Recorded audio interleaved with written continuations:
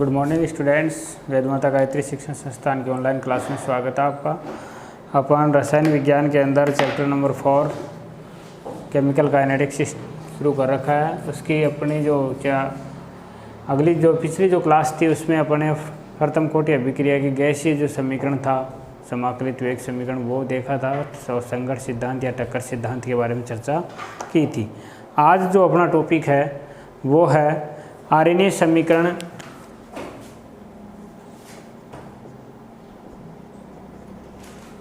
RNS समीकरण तथा अभिक्रिया वेग पर ताप का प्रभाव। अभिक्रिया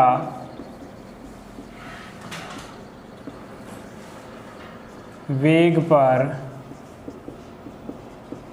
ताप का प्रभाव, ये आज का अपना टॉपिक है, इस पर चर्चा करते हैं। तो देखो, आरएनए समीकरण, वैज्ञानिक आरएनएस ने अभिक्रिया के वेग पर ताप के प्रभाव की व्याख्या की थी, इसीलिए इसको साथ में जोड़ा गया है। यानी इस आरएनएस ने ताप के प्रभाव की व्याख्या की थी, अभिक्रिया वेग पर ताप के प्रभाव के बारे में बताया था, ठीक है ना। और इन्होंने ये बताया कि ताप बढ़ाने पर अभिक्रिया वेग में चरघातांक की वृद्धि होती है। ताप बढ़ाने पर अभिक्रिया वेग में चरघातांक की वृद्धि होती है। यानी किसी भी अभिक्रिया का ताप बढ़ाएंगे तो अभिक्रिया वेग में क्या होगी, चरघातांक की वृद्धि होती है। और वेग स्थिरांक, इसके साथ में वेग स्थिरांक तथा अभिक्रिया की सक्रियण ऊर्जा, वेग स्थिरांक तथा अभिक्रिया की सक्रियण ऊर्जा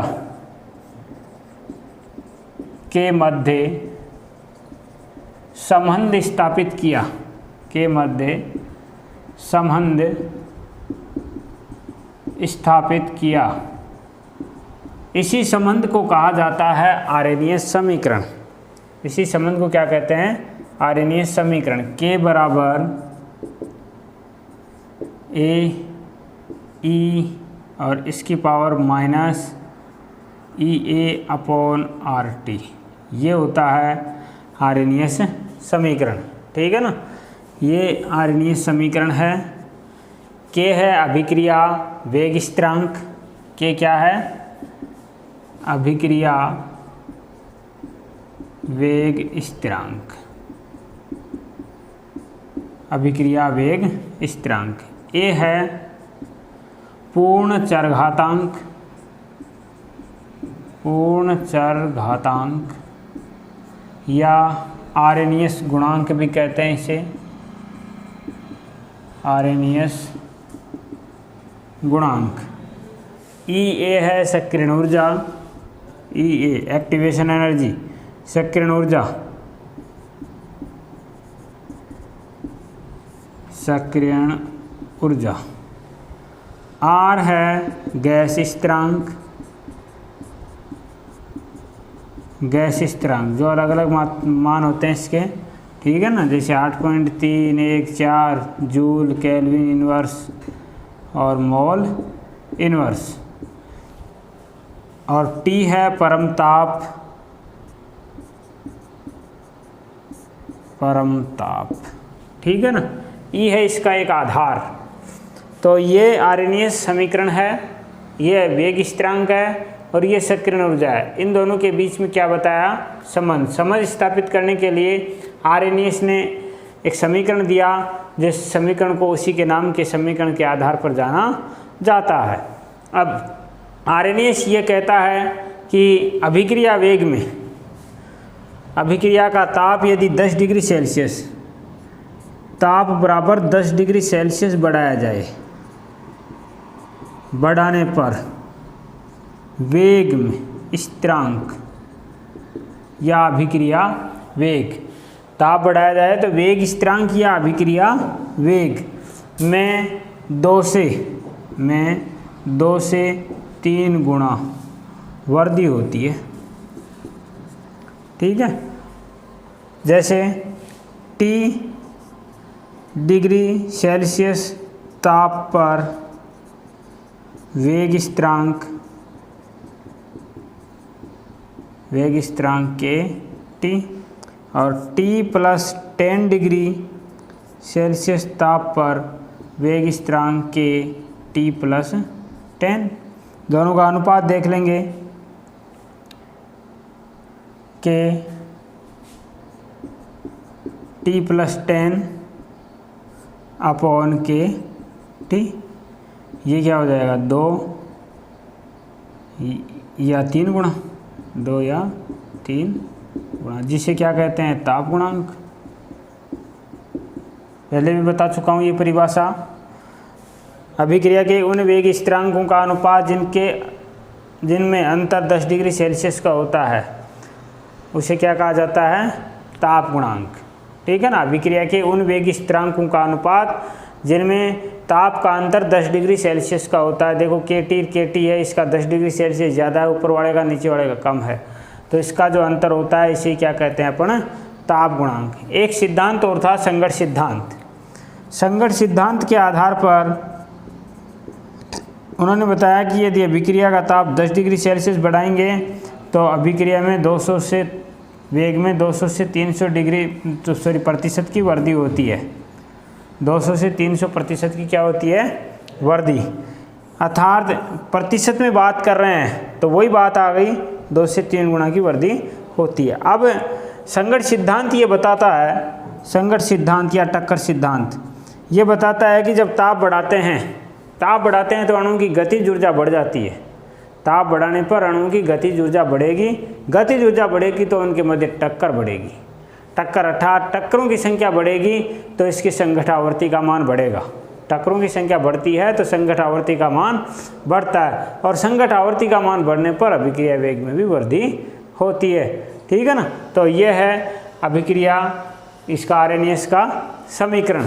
तो आरएनएस दोबारा से देख लें। आरएनएस जो वैज्ञानिक था, आरएनएस ने बहुत सारे टॉपिकों पर खोज की थी, तो उनमें एक टॉपिक ये है कि अभिक्रिया वेग पर ताप के प्रभाव की व्याख्या की थी। उसने एक समीकरण दिया था जो अभिक्रिया के वेग स्थिरांक और सक्रियण ऊर्जा के मध्य संबंध स्थापित करता है, उसी के नाम से समीकरण जाना जाता है।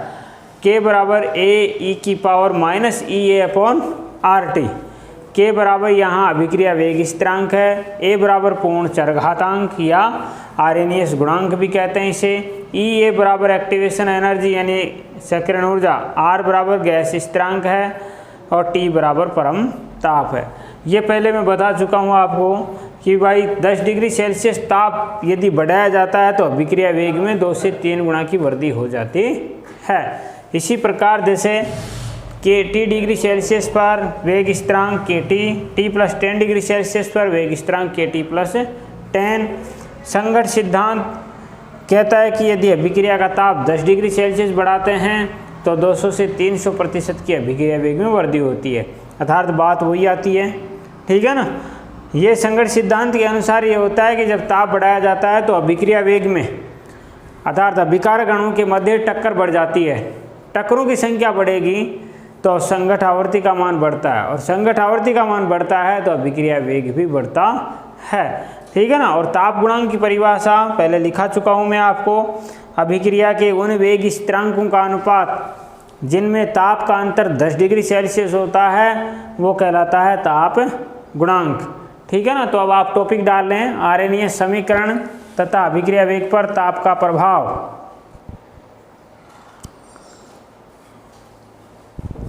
आरएनएस समीकरण तथा अभिक्रिया वेग पर ताप का प्रभाव।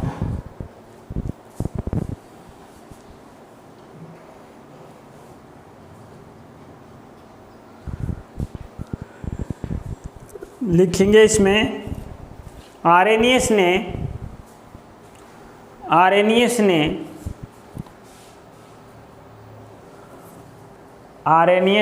अभिक्रिया वेग पर आर्रेनियस ने अभिक्रिया वेग पर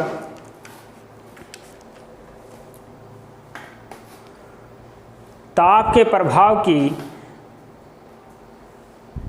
व्याख्या की, अभिक्रिया वेग पर ताप के प्रभाव की व्याख्या की और यह बताया कि ताप बढ़ाने पर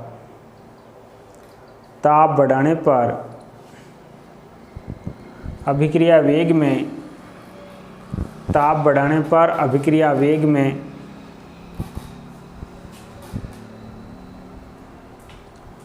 चरघातांक की वृद्धि होती है। ताप बढ़ाने पर अभिक्रिया वेग में चरघातांक की वृद्धि होती है।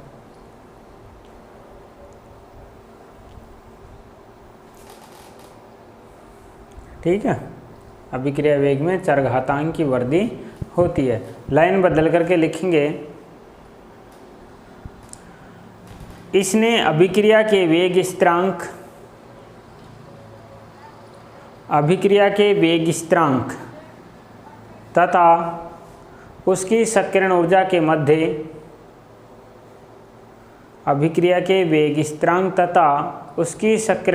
मध्य संबंध स्थापित किया जिसे आर्रेनियस समीकरण कहते हैं।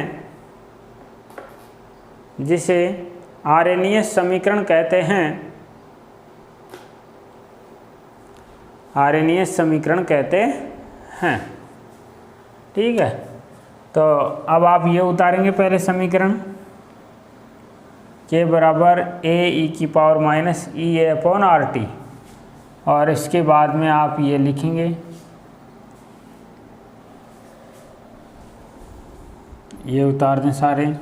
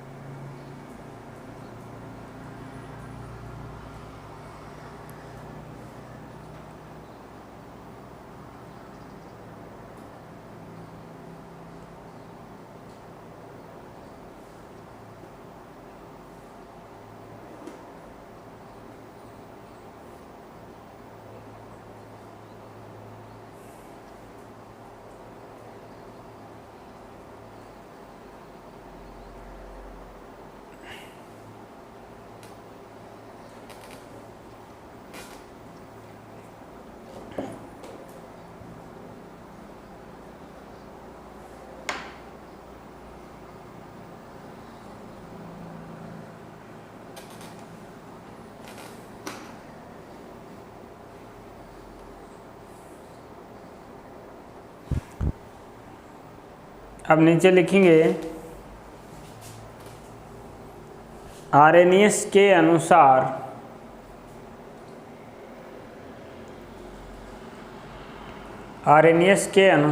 अभिक्रिया का ताप 10 डिग्री सेल्सियस बढ़ाने पर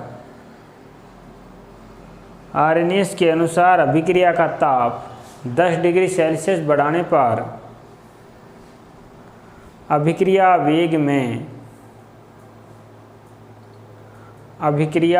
में 2 से 3 गुना की वृद्धि हो जाती है। अभिक्रिया वेग में 2 से 3 गुना की वृद्धि हो जाती है।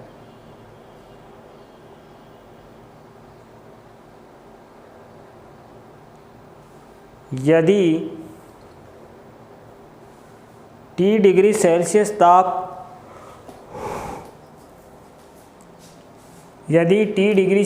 ताप पर वेग स्थिरांक kT,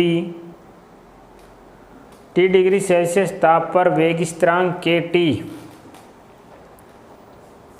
ठीक है ना, नीचे लगाएंगे टी, नीचे लिखेंगे नीचे की लाइन में T + 10 डिग्री सेल्सियस ताप पर, T + 10 डिग्री सेल्सियस ताप पर, T + 10 डिग्री सेल्सियस ताप पर वेग स्थिरांक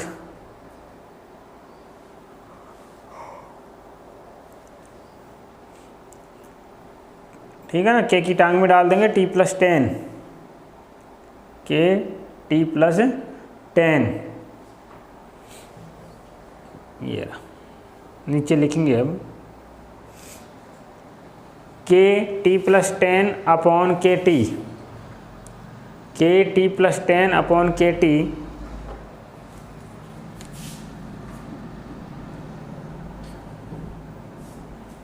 बराबर 2 से 3 गुना हो जाएगा, या फिर ताप गुणांक, या फिर ताप गुणांक। ताप गुणांक की परिभाषा मैंने पहले लिखा चुका हूँ, तो यहाँ लिखने की ज़रूरत नहीं है। नीचे लिखेंगे टक्कर सिद्धांत के अनुसार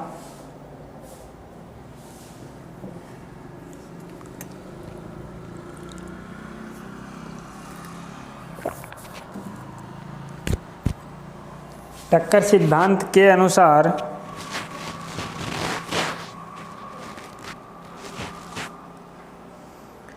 किसी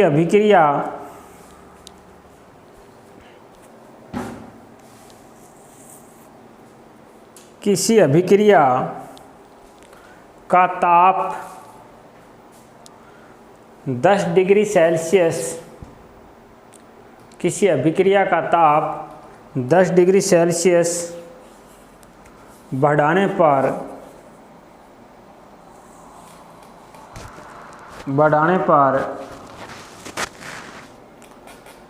अभिक्रिया वेग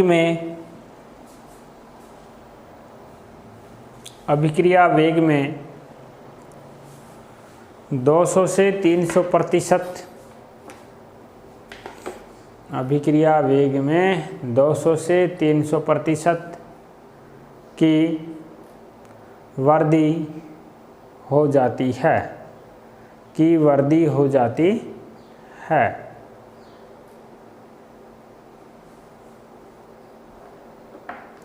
अतः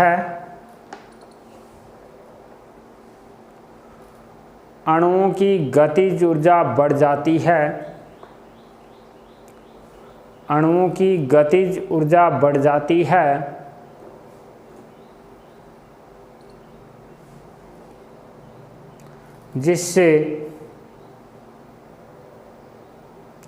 जिससे संघट्ट आवर्ती का मान बढ़ जाता है,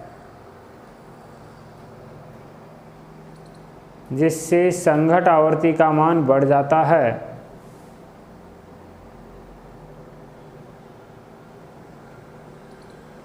संघट्ट आवर्ती का मान बढ़ जाता है और प्रभावी टक्करों की संख्या बढ़ जाती है, प्रभावी टक्करों की संख्या बढ़ जाती है,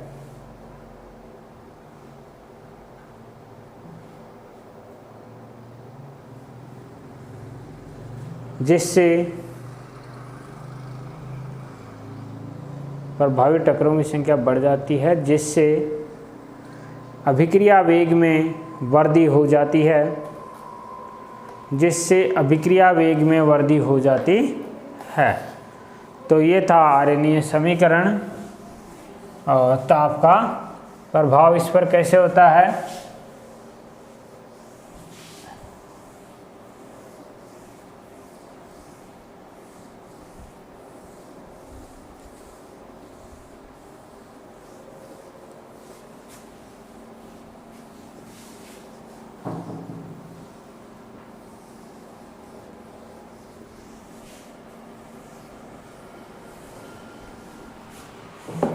अब अभिक्रिया वेग पर ताप की निर्भरता। अभिक्रिया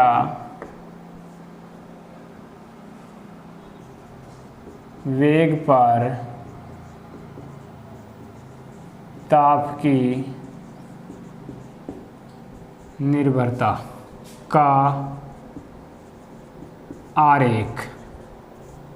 ठीक है ना, निर्भरता तो देख ली अपन ने भाई क्या होता है, 2 से 3 गुना बढ़ जाता है। अब आरेख कैसे बढ़ता है, आरेख के आधार पर अपन समझाएंगे इसे। ठीक है ना, तो ये अभिक्रिया वेग भी ताप की निर्भरता के जो आरेख थे वो मैक्सवेल और ऑल्टमान ने दिए थे। तो ये आरेख बना देता हूँ पहले।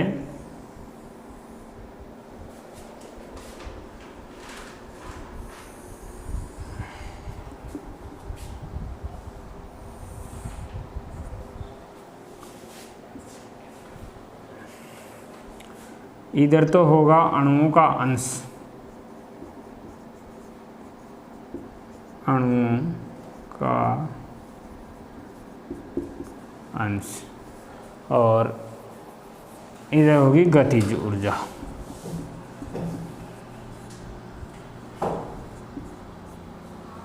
गतिज ऊर्जा। ठीक है ना, ये लाइन थोड़ी सी सीधी होनी चाहिए।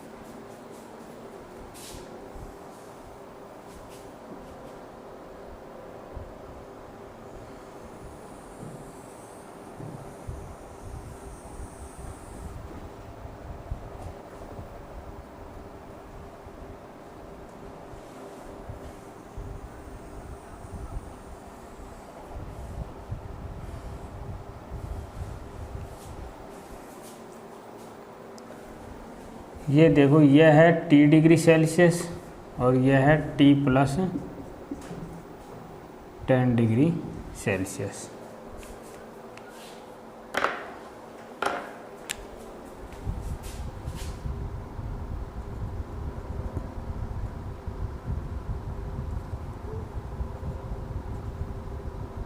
ये जो क्षेत्रफल है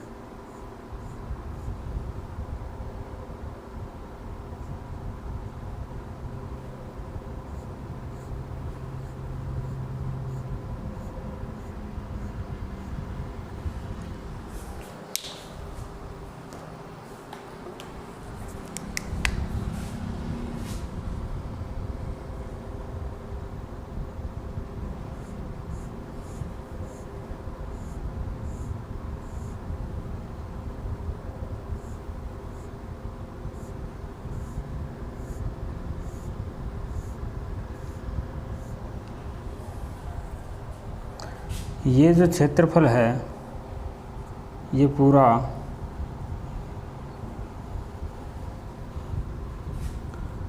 ये तो है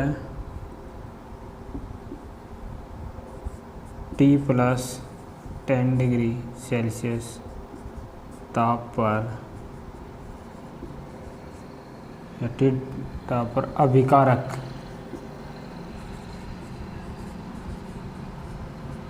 अणुओं का क्षेत्रफल। और ये नीचे वाला है ये T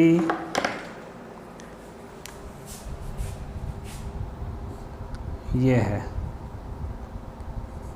T डिग्री सेल्सियस ताप पर अभिकारक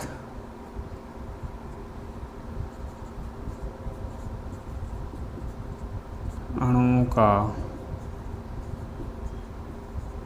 क्षेत्रफल। ठीक है,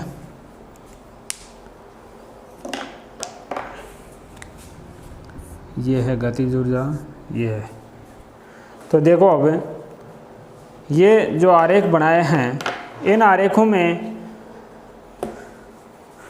अणुओं की गतिज ऊर्जा, ठीक है, और अणुओं के अंश के मध्य दोनों के बीच में ये आरेख खींचा गया है। एक अक्ष पर अणुओं का अंश है, दूसरे अक्ष पर अणुओं की गतिज ऊर्जा है, तो इनके मध्य आरेख खींचा गया है। ये जो आरेख है ये T डिग्री सेल्सियस का आरेख है, और ये T + 10 डिग्री सेल्सियस यानी 10 डिग्री सेल्सियस ताप बढ़ा दिया गया उसका आरेख है।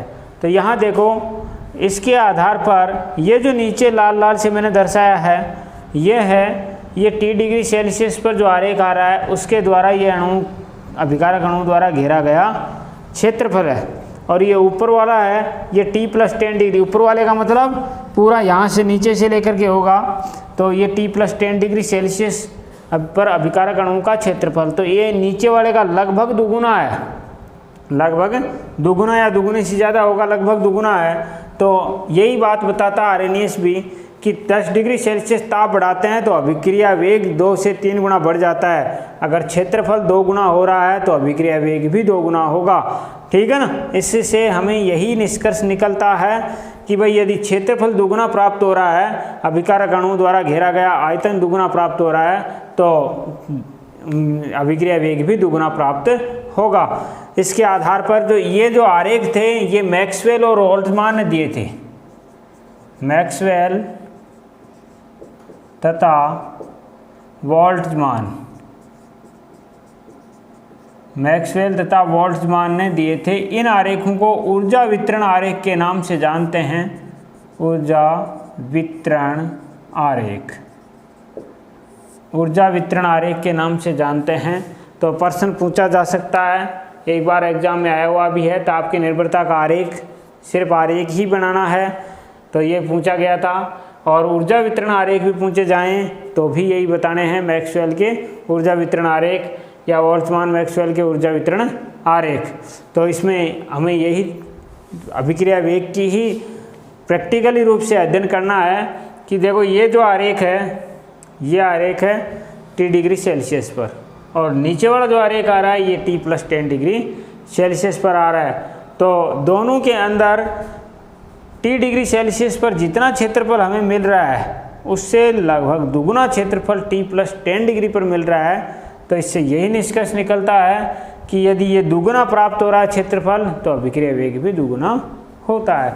तो आप पहले टॉपिक डालेंगे अभिक्रिया वेग पर ताप की निर्भरता का आरेख, और आरेख बनाएंगे पहले तो, ठीक है ना। पहले तो ये साफ और स्वच्छ इसी तरह का आरेख बनाएंगे, उसके बाद में फिर लिखवाते हैं।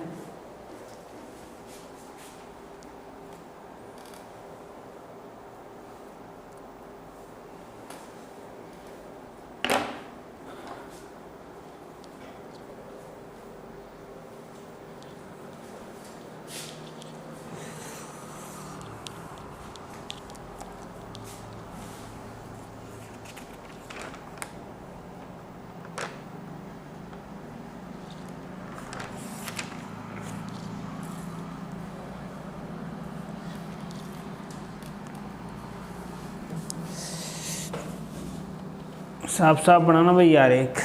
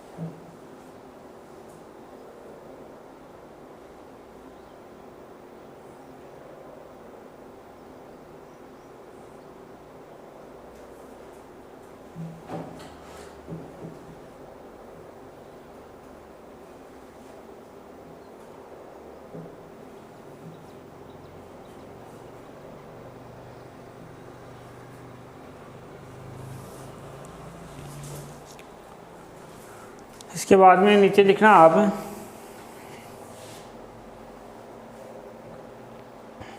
मैक्सवेल तथा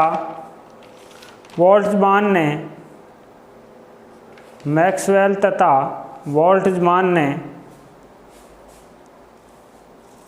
अणुओं के अंश मैक्सवेल तथा बोल्ट्जमान ने अणुओं के अंश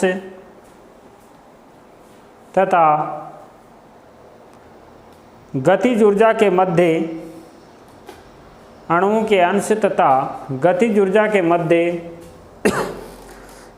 संबंध गतिज ऊर्जा के मध्य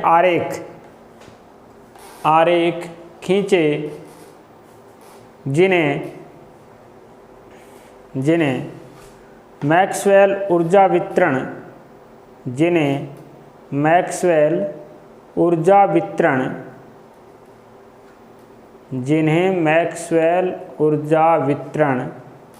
आरेख कहते हैं। मैक्सवेल ऊर्जा वितरण आरेख कहते हैं।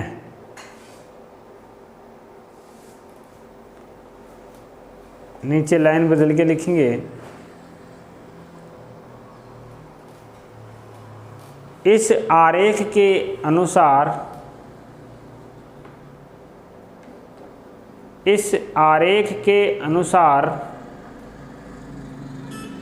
T+10 degree Celsius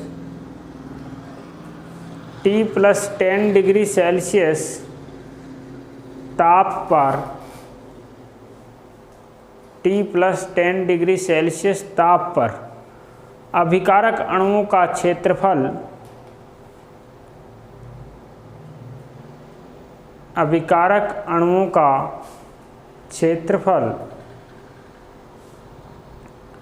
T degree Celsius ताप पर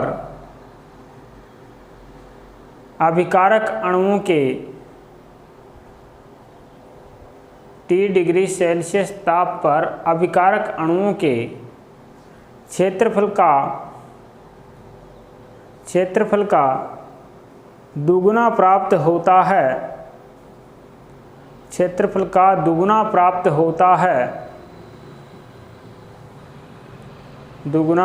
होता है। अतः अभिक्रिया वेग भी दुगुना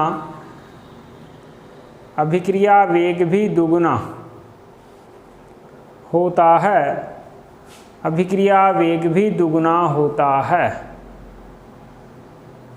ठीक है, ये आरेख समझ में आ गया होगा। तो अभिक्रिया वेग भी दुगुना प्राप्त हो रहा है। ये क्षेत्रफल देखो, पहले वाले का ये T डिग्री सेल्सियस का क्षेत्रफल है, और ये पूरा फिर क्षेत्रफल देखें तो T+10 डिग्री का दुगुना प्राप्त हो रहा है। तो इस प्रकार ये था अभिक्रिया वेग पर ताप की निर्भरता का आरेख, जो आपको याद रखना है। ठीक है ना, बहुत छोटा सा पार्ट है, ये 4 नंबर का है, ध्यान रखना इसका। सिंपल से सवाल आते हैं इसमें से।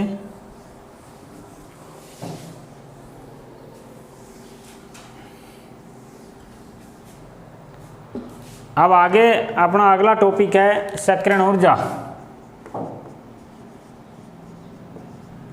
सक्रियण ऊर्जा, एक्टिवेशन एनर्जी।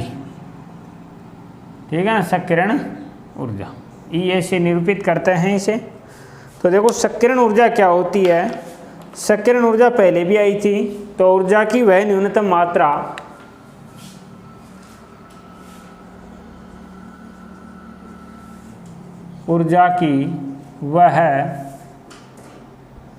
न्यूनतम मात्रा जो अभिकारक अणु को या जिससे अभिकारक अणु उत्पाद में बदल जाते हैं, जिससे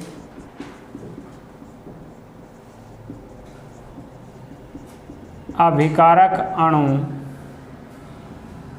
उत्पाद में बदल जाते हैं, अभिकारक अणु उत्पाद में बदल जाते हैं, ये कहलाती है सक्रियण ऊर्जा। तो ये परिभाषा एग्ज़ाम 2019 में इसकी पूछी जा चुकी है, ठीक है ना।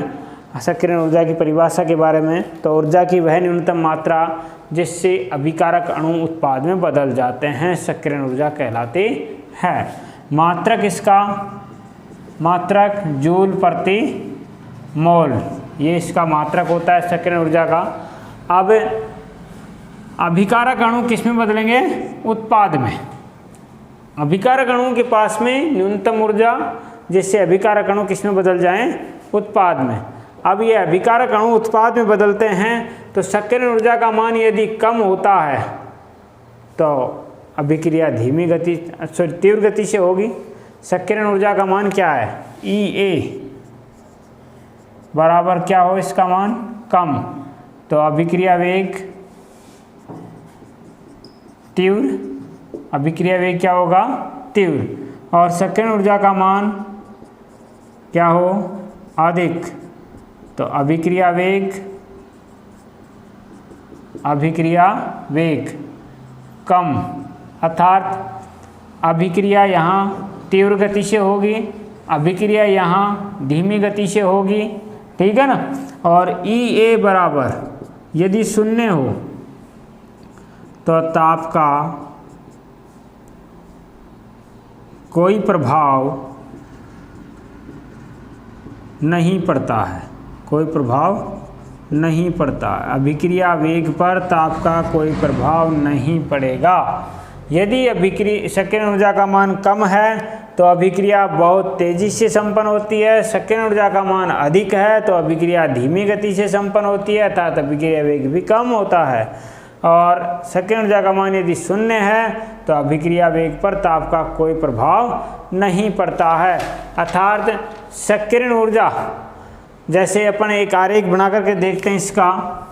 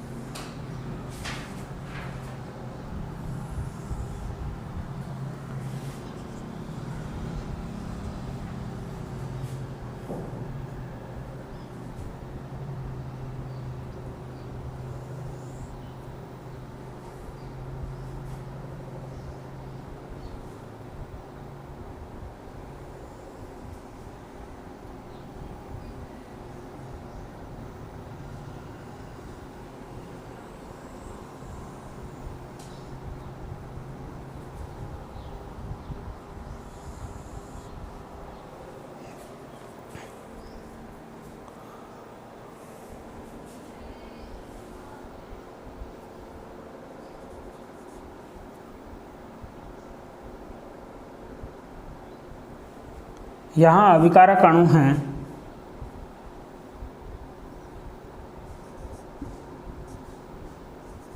AB+C और यहाँ प्राप्त हो रहा है A+BC। तो ये तो हैं अभिकारक और यहाँ प्राप्त हो रहा है हमें उत्पाद, ठीक है ना। एक मिनट,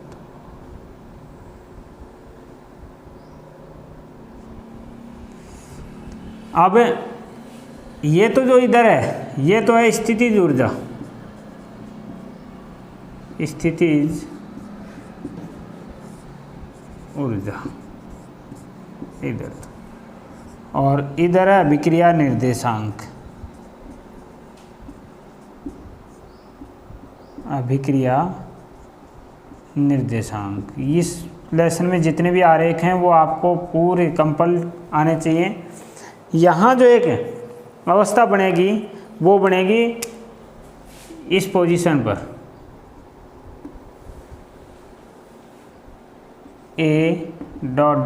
A.B.C।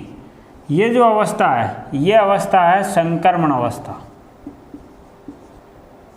संक्रमण अवस्था, ठीक है।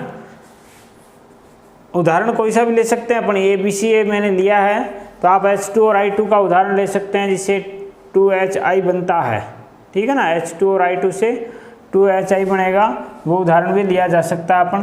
तो यहाँ से ये जो दूरी है, ये जो दूरी है अर्थात यहाँ से यहाँ के मध्य की, ठीक है ना। या फिर इसको आप इधर थोड़ा सा खोल के दर्शा देता हूँ मैं, यहाँ ये जो दूरी है ये है सक्रियण ऊर्जा, ठीक है ना। इसे कहते हैं सक्रियण ऊर्जा, इस दूरी को, ठीक है ना। और ये जो दूरी है ये है औसत ऊर्जा, औसत ऊर्जा। और ये जो पूरी है यहाँ तक की ये है देहली ऊर्जा, देहली ऊर्जा, ठीक है ना। ये जो देहली ऊर्जा है, तो इसमें आप उदाहरण ABC वाला भी लिख सकते हैं, और उदाहरण जिस प्रकार से मैं दूसरा बता देता हूँ आपको,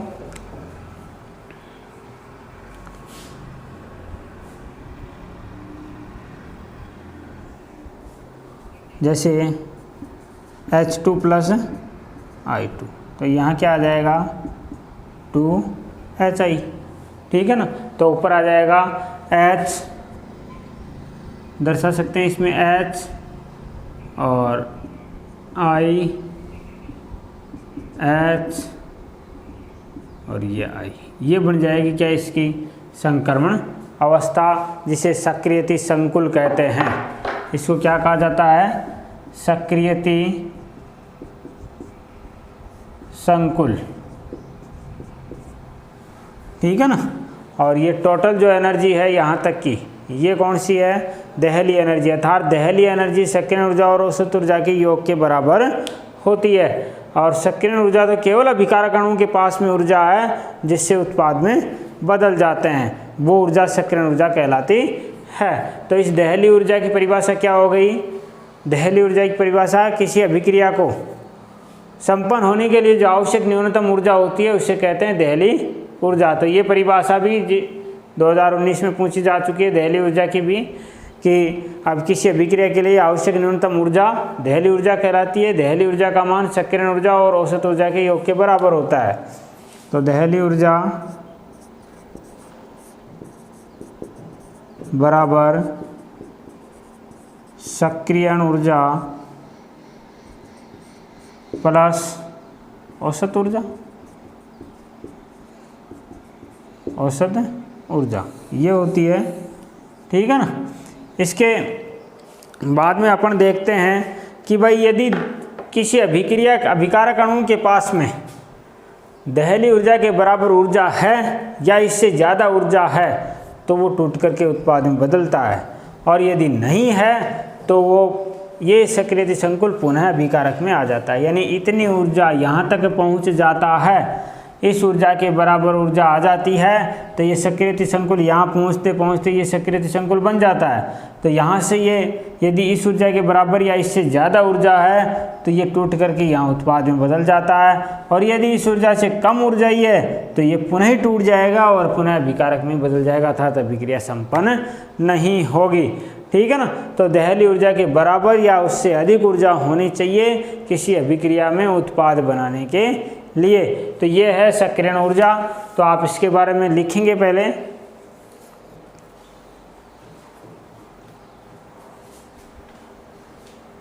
ऊर्जा की वह न्यूनतम मात्रा जिससे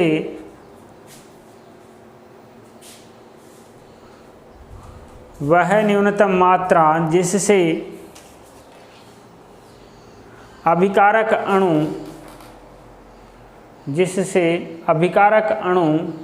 उत्पाद में बदल जाते हैं, जिससे अभिकारक अणु उत्पाद में बदल जाते हैं, सक्रियण ऊर्जा कहलाती है, सक्रियण ऊर्जा कहलाती है, सक्रियण ऊर्जा कहलाती है। नीचे लिखेंगे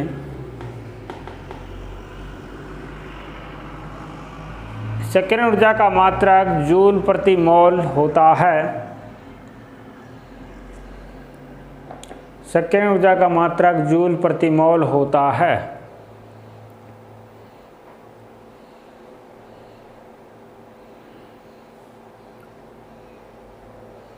नीचे लिख लेंगे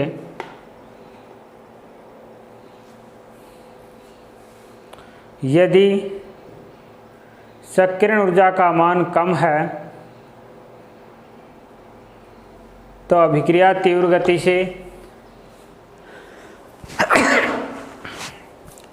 से संपन्न होती है। अब देखो, यदि सक्रियण ऊर्जा का मान ये कम है, यहाँ से यहाँ तक की दूरी कम होगी, अर्थात इसका मान कम होगा तो अभिक्रिया तीव्र गति से होगी, और इसका मान ज़्यादा होगा जैसे यहाँ, तो अभिक्रिया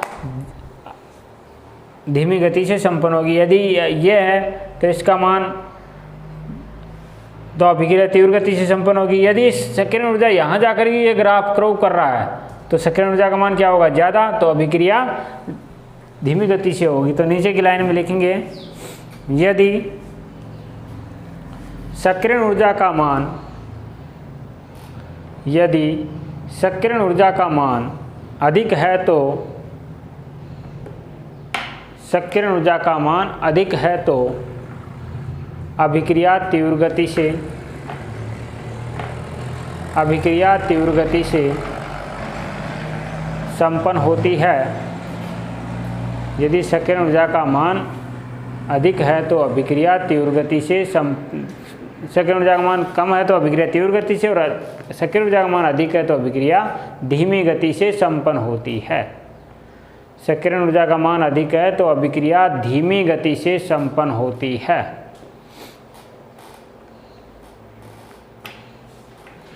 अभिक्रिया धीमी गति से संपन्न होती है।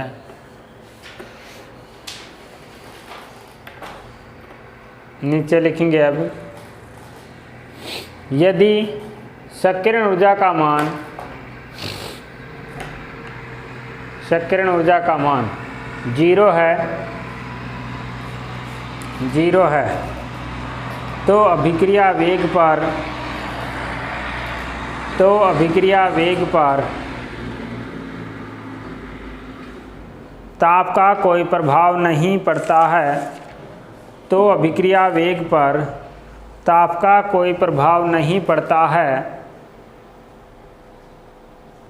कोई प्रभाव नहीं पड़ता है।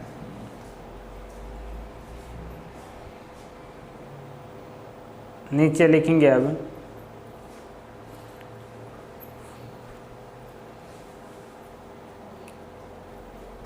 जैसे H2 यानी हाइड्रोजन का एक अणु, H2 का एक अणु तथा I2 का एक अणु, H2 का एक अणु I2 के एक अणु से, एक अणु से अभिक्रिया करके, अभिक्रिया करके एक उच्च ऊर्जा वाली, एक उच्च ऊर्जा वाली संक्रमण अवस्था, उच्च ऊर्जा वाली संक्रमण अवस्था, ठीक है, कोष्ठक में लिखना सक्रियति संकुल, उच्च ऊर्जा वाली संक्रमण अवस्था, कोष्ठक में लिखना सक्रियति संकुल,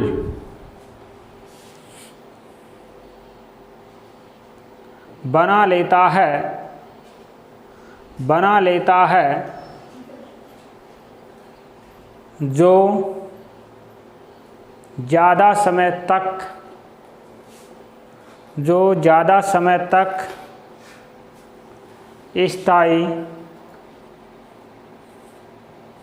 स्थायी नहीं रहता है और टूटकर उत्पाद में बदल जाता है, और टूटकर उत्पाद में बदल जाता है। अब नीचे टॉपिक डालेंगे दहली ऊर्जा। दहली ऊर्जा, दहली ऊर्जा।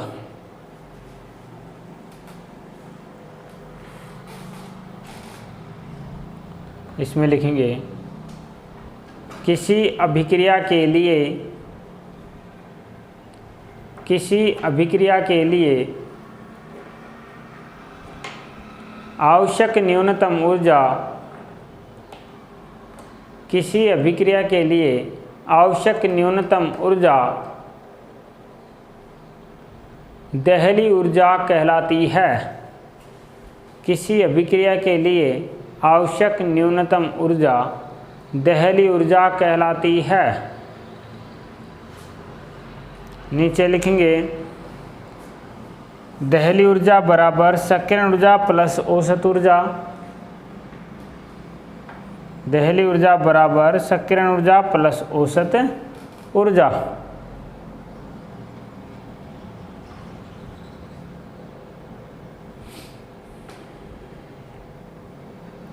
नीचे की लाइन में लिखेंगे अभिकारक अणुओं की कुल ऊर्जा, अभिकारक अणुओं की कुल ऊर्जा दहली ऊर्जा के बराबर, अभिकारक अणुओं की कुल ऊर्जा दहली ऊर्जा के बराबर या अधिक होने पर, दहली ऊर्जा के बराबर या अधिक होने पर सक्रिय संकुल टूटकर, सक्रिय संकुल टूटकर उत्पाद में बदल जाता है, सक्रिय संकुल टूटकर उत्पाद में बदल जाता है।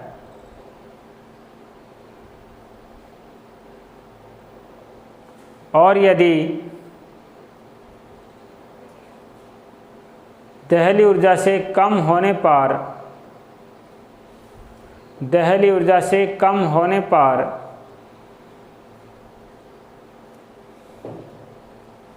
सक्रिय संकुल, सक्रिय संकुल टूटकर पुनः अभिकारकों में, टूटकर पुनः अभिकारकों में बदल जाता है,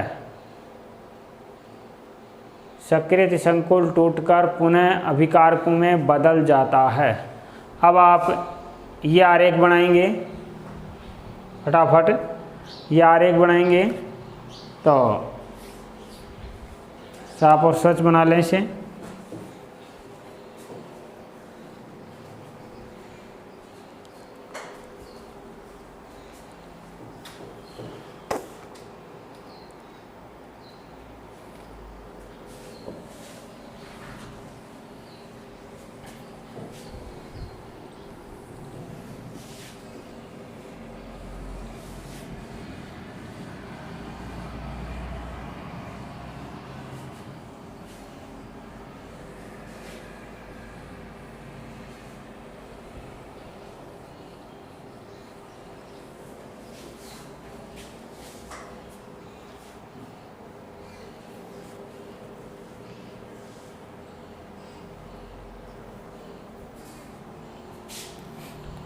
ठीक है ना, आरेख बना लेंगे।